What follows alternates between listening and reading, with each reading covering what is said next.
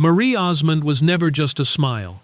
She was a woman holding herself together with both hands, while the world only saw the performance.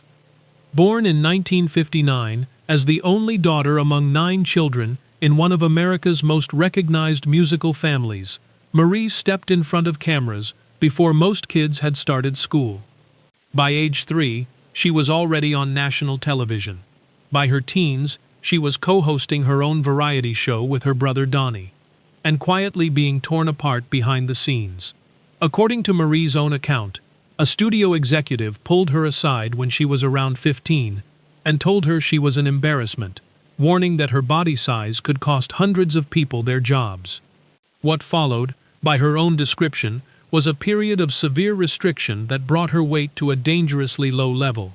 She later reflected on that time with clear-eyed sorrow, saying it was a horrible thing she did to herself, one driven not by vanity, but by fear planted in her by adults who should have protected her. She also disclosed, years later, that she had experienced abuse as a young child. The warm confidence America associated with her had, in many ways, always been armor. Marriage and motherhood became the parts of life she wanted entirely for herself, away from applause and ratings. She married Stephen Craig in 1982 and welcomed a son, but the marriage ended 3 years later. A second marriage, to Brian Blossel, produced a large blended family and 2 decades of trying. But the distance between them never fully closed, and by 2007, it was her own children who told her it was time to leave. Then came the loss that changed everything.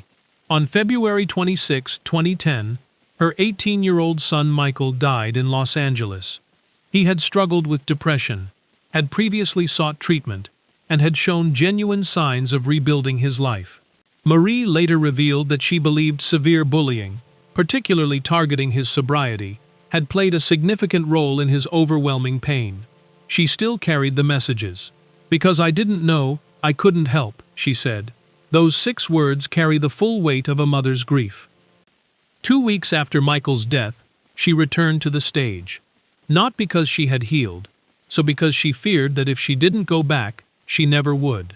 Grief kept arriving. Her mother, Olive, had died in 2004. Her father, George, in 2007. Her brother Wayne, her safe place, the one she turned to for advice, died on January 1, 2025, just days after Marie made a quiet, unplanned trip to spend time with him. She later said she would treasure those hours for the rest of her life. Then, 15 months later, the eldest Osmond brother, Alan, died in April 2026 after nearly 4 decades of living with multiple sclerosis. The family, once famous for harmony, was growing quieter, one voice at a time. What remained was a woman who had stopped treating time as renewable.